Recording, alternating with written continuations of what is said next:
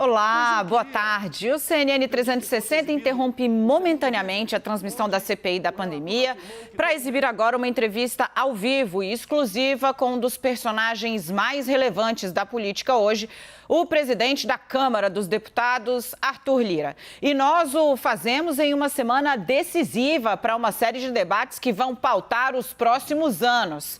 Para ficarem alguns exemplos, amanhã a comissão da Câmara, que analisa o voto impresso, se reúne e sob forte pressão do presidente Jair Bolsonaro. Nos próximos dias, a Casa também deve analisar uma mini-reforma eleitoral que já desperta muita polêmica e muita crítica em alguns setores.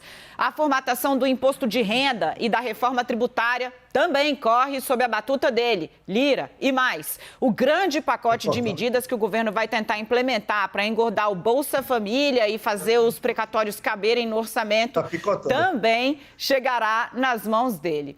Bom, não bastasse, o aliado, amigo pessoal e presidente do partido de Lira, Ciro Nogueira, toma posse hoje, formalmente, daqui a pouquinho. Inclusive, a gente tem horário contado como ministro-chefe da Casa Civil, coroando aí o PP como o partido mais poderoso da esplanada hoje.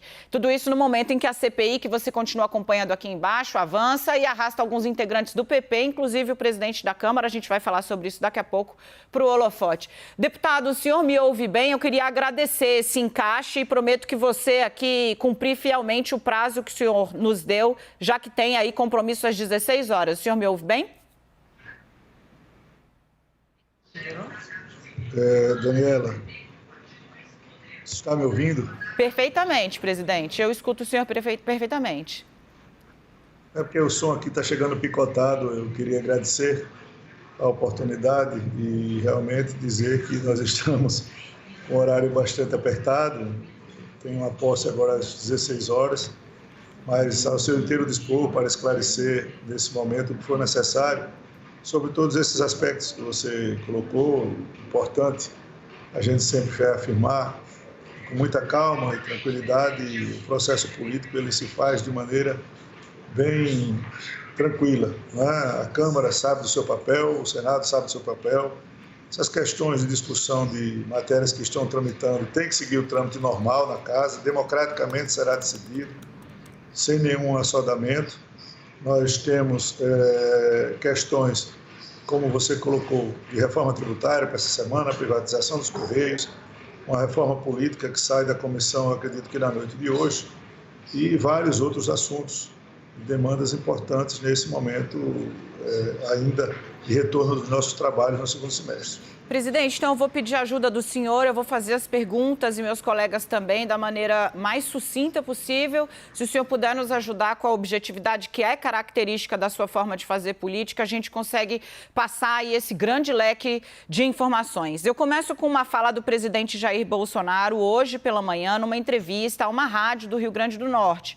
O presidente disse que, abre aspas, agora temos o apoio do Lira para o voto impresso, deixando bem claro o que o Parlamento decidir vai ser executado e, obviamente, vai contar com o meu apoio a essa proposta dele. Até onde o senhor está disposto a atuar para fazer valer aí a ideia do voto impresso que o presidente tem explorado bastante, inclusive dizendo que é uma condicionante para a eleição do ano que vem?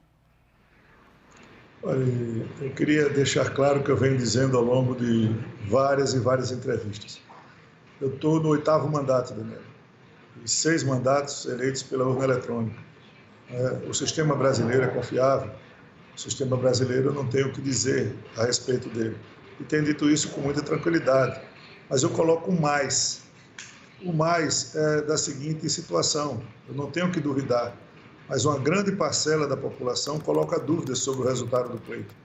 E não é conveniente para qualquer um que seja eleito, nem deputado federal, nem senador, governador ou presidente da República, o cargo mais relevante do nosso país, com a eleição contestada. Então, se nós pudermos achar uma maneira adequada de fazer com que essas versões sejam esclarecidas, eu acho que o Parlamento é o fórum específico e aqui, como eu te disse, todas as matérias tramitam e democraticamente são aprovadas ou rejeitadas. Mas se nós pudermos chegar num ponto de autocontenção dos poderes e achar uma saída que sirva a todos, seria o ideal. Presidente, para a gente também passar logo esse assunto e poder avançar em outras searas, ontem o deputado Luiz Miranda depois para a Polícia Federal, ele disse ter ouvido de Pazuello que o senhor teria pressionado o Ministério a liberar o orçamento para emendas, para ajudar prefeituras, enfim. Isso num contexto de Pazuello saindo do Ministério. O senhor emitiu uma nota, eu recebi, vou até aqui já entregar para quem está nos assistindo. O senhor disse que Pazuello é quem pode confirmar ou não o que disse ali o deputado Luiz Miranda e que cabe ao senhor ir ao foro adequado, que seria o Conselho de Ética. O senhor já tomou uma medida formal, vai mesmo acionar o colega, o deputado Luiz Miranda, no Conselho de Ética da Câmara? Por quê? Daniela, isso é bom que fique enterrado de uma vez por todas. Eu não tenho esse tipo de prática, não dou liberdade a nenhum ministro fazer qualquer tipo de ilação, muito menos qualquer deputado nesse sentido. As minhas posições sempre são e serão muito claras. Ontem, quando eu me posicionei, eu quis dizer exatamente que quem tem que afirmar ou desmentir o deputado foi com quem ele conversou. O ministro Pazuello desmentiu de pronto a conversa. Eu emiti uma nota dizendo que nessas questões de propagação de mentiras, o foro adequado é o Conselho de Ética. E hoje eu recebi, e posso ler aqui para você, acabei de receber, enviada inclusive pelo próprio Luiz Miranda, a seguinte mensagem, que ele postou, acho que no Twitter. A nota do Pazuello confirma o que eu imaginava. Não é verdade o que ele falou sobre o Arthur Lira. Se mentiu na aeronave, que responda pelos seus atos. No meu depoimento, o contexto era demonstrar os diálogos, que Pazuello desconheça os fatos, que desabonem o presidente da Câmara. E me pede desculpas na sequência por isso. Me desculpe por tudo isso. Você, de fato, não tem nada a ver com essa história. No contexto de demonstrar quem era o Pazuello e minhas conversas com ele, acabei, mais uma vez, te trazendo para uma história na qual você não faz parte. Erro meu, tentando corrigir. Está no meu celular, ele me viu há pouco mais de 20 minutos. O que diz certo e por certo encerra esse assunto. Ou seja, o deputado Luiz Miranda enviou uma mensagem pedindo desculpa ao senhor por ter, segundo ele mesmo, arrastado o senhor para esse assunto da Covaxin, é isso, né? E o senhor, então, repensa o Conselho de Ética? Primeiro, Daniela, que o assunto não tem nada a ver com Covaxin. A ilação, precisa a mentira medicamentos. Feita, é isso mesmo. Não. Se você prestar a conversa, foi liberação de emendas parlamentares. Sim. Nem Covaxin, nem essa questão de precisa, muito menos de vacinas. Não é? O que eu estou dizendo é que essa história não é verdadeira da sua origem. Foi desmentida pelo ministro e pedido de desculpas do deputado. Maravilha. Presidente, vamos fazer uma girada bem rápida aqui, está todo mundo a postos para falar com o senhor. Eu começo com o Kenzo Matida, nosso âncora em Brasília. Kenzo, boa tarde. Olá, Dani, muito boa tarde a você, boa tarde a todos. Presidente, muito boa tarde, obrigado pela presença aqui no 360. Sendo bem objetivo na pergunta, presidente, eu gostaria de saber sobre as mudanças propostas aí no novo Código Eleitoral. Muitos especialistas criticam bastante essas propostas que estão sendo agora aventadas aí, podem ser votadas ainda daqui a alguns dias, aí, de acordo com a previsão realmente da pauta.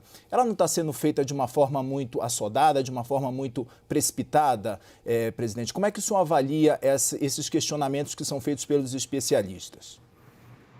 Eu não conheço os especialistas que fizeram esses comentários, mas, por certo, eles deveriam ler com mais atenção. O novo Código de Processo Eleitoral, ele foi apenas protocolado ontem, o resultado do trabalho do grupo de trabalho, e eu confio muito nos deputados e deputadas que participaram da contextualização e da sistematização desse código. Aqui nada é feito assodado, Kenzo. Nós temos tido excelentes votações no plenário, não é por passe de mágica, não é porque nós queremos, é porque os temas são debatidos e são debatidos intensamente com os líderes partidários, com as bancadas partidárias. E numa matéria como essa, é muito triste que pessoas que se dizem inteiradas do assunto façam qualquer juízo de valor. Eu recebi há pouco tempo uma ligação da deputada Margarete Coelho, coordenadora do grupo, exigindo de determinados meios de comunicação espaço adequado para fazer uma defesa ampla. Imagine que estavam alegando que a deputada Margarete, uma das maiores defensoras das mulheres nessa casa, tinha acabado com o financiamento eleitoral feminino. Pelo contrário, isso está na Constituição. Se está na Constituição, não precisa estar no Código. E aí, qualquer especialista desse faz a ilação de que, porque não está no Código, está banido o financiamento eleitoral das mulheres na política brasileira. Isso não é verdade. são muitas versões que são feitas e, como sempre, muitas precipitações.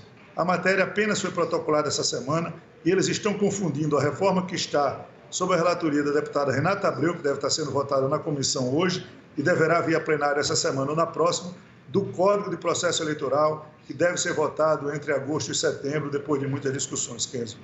Presidente, deixa eu aproveitar antes de passar a palavra para a Renata Agostini, a gente ainda tem 5 minutinhos, um apelo aqui com relação às pesquisas, presidente. O senhor é um político muito experimentado, já disputou dezenas de vezes, acompanhou dezenas de disputas, é de uma família da política, sabe que todo partido e todo político que se preze se baliza por pesquisa.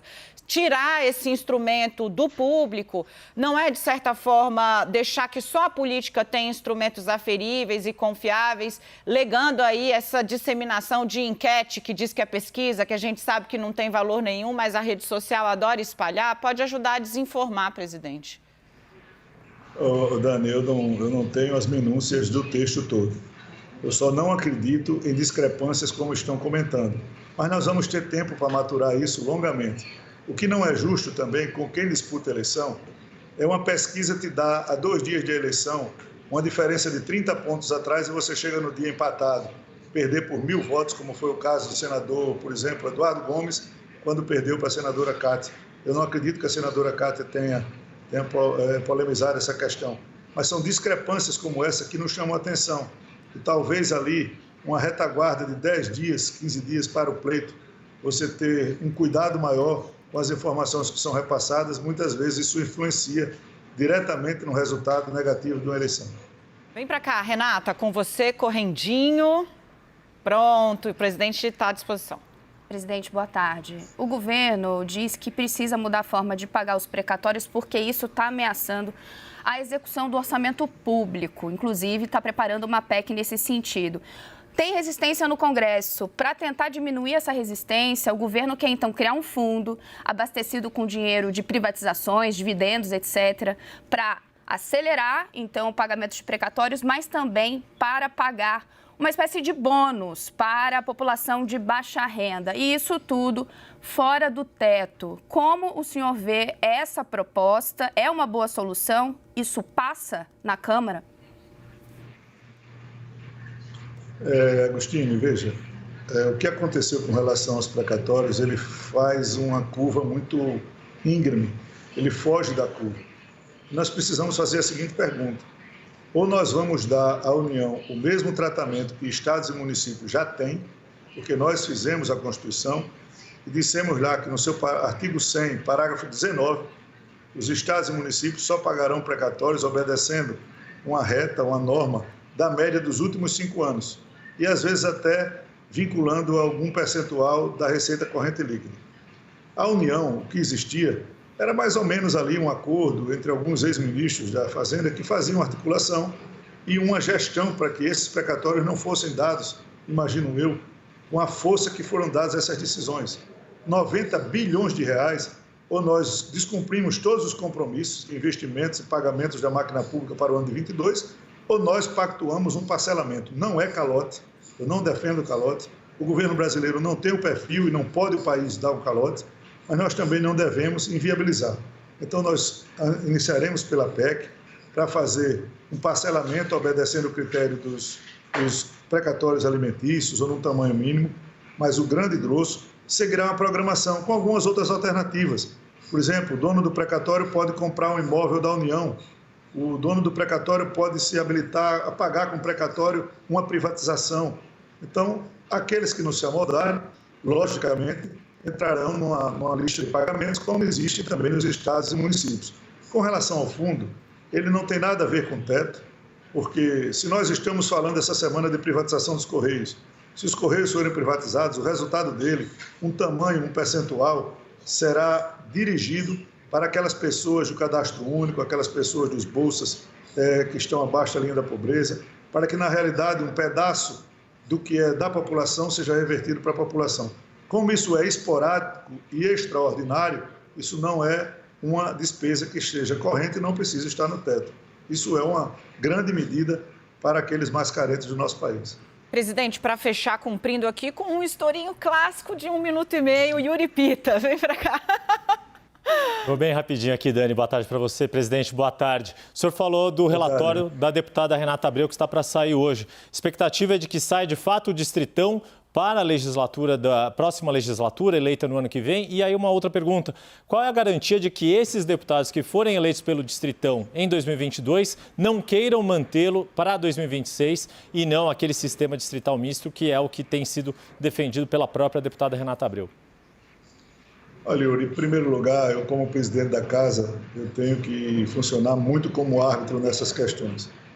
Nós temos presidentes de partidos defendendo a posição, deputados defendendo outra. Numa semana, a comissão está pensando de um jeito, ontem a comissão estava pensando de outro. E o que nós temos que fazer é o remédio que eu dou aos outros. Eu tenho que esperar o resultado democrático da comissão para, a partir de lá, não é, o que sair da comissão, trazer a plenário o mais rapidamente possível e PEC ter maioria de 308 votos para aprovar qualquer texto. É muita ilação a gente ficar falando se vai ser o Distritão, se vai manter o sistema atual, se vai ser o Distritão com o distrital misto daqui para 26. Então, o que nós precisamos, na realidade, é manter a espinha dorsal do que nós pensamos, é diminuir a quantidade de partidos para terminar de vez com esses governos de coalizão, para que os governos que sejam eleitos tenham a maioria já junto com ele para a formação do governo no parlamento, para que a gente tenha previsibilidade para a população. Com essa quantidade de partidos, é muito difícil que o sistema brasileiro se ponha em pé sem tantos sobressaltos. E a cláusula de barreira é muito importante como instrumento para também diminuir essa quantidade de legendas partidárias que tem assento no Congresso Nacional. Presidente, eu agradeço muitíssimo a participação do senhor aqui hoje no CNN 360 e fazendo jus aí à minha má fama de cumpridora de horários, atrasei um pouquinho e me despeço com uma pergunta. O que a gente pode esperar do PP na presidência da Câmara? Já sabemos, conhecemos melhor o estilo de Arthur Lira agora, com esse período já bastante marcante de sua gestão, mas com o PP também no sistema nervoso central do governo, com a Casa Civil, cerimônia para a qual o senhor se dirige agora à posse de Ciro Nogueira. Olha, Dani, independente do nome do que integrante do nosso partido ocupa em funções, nós procuramos fazer o melhor de nós para darmos ao Brasil, com muita tranquilidade, previsibilidade, assertividade, coerência nos pensamentos e tudo que nós defendemos. A posse do senador Ciro Nogueira como ministro da Casa Civil é uma sinalização clara do governo que quer o caminho do diálogo, que vai procurar interlocução política, que vai procurar apaziguar os ânimos da relação entre os poderes. Nós precisamos organizar o governo para ter uma linguagem só, para que os ministérios deixem de funcionar como ilhas. E todos nós sabemos da capacidade do senador Ciro, da tranquilidade que ele possui, das amizades que ele tem. E eu torço para que ele tenha todo tipo de possibilidades, né, de autonomia para desempenhar o seu papel na sua plenitude. Aqui na Câmara nós procuramos fazer tudo com muita assertividade. E se eu puder dizer qual pode ser, ao final dos 2 anos, Dani, a minha maior marca, é tentar acabar com as versões na política. Eu gosto de enfrentar os problemas de frente, tratá-los com seriedade, para que a população, com a ajuda de vocês, tenha uma informação assertiva, clara e correta sobre tudo o que acontece aqui no Parlamento. Liberadíssimo, Arthur Lira, muitíssimo obrigada. Boa cerimônia, né? Claro, com o colega, com o amigo. A gente vai acompanhar daqui o desenrolar não só desse, mas dos outros debates que o senhor comanda logo mais também na Câmara dos Deputados. Até a próxima, presidente. Muito obrigada. Muito obrigado, Daniela, ao Yuri, a Agostinho e a todos que nos ouviram. Muito obrigado.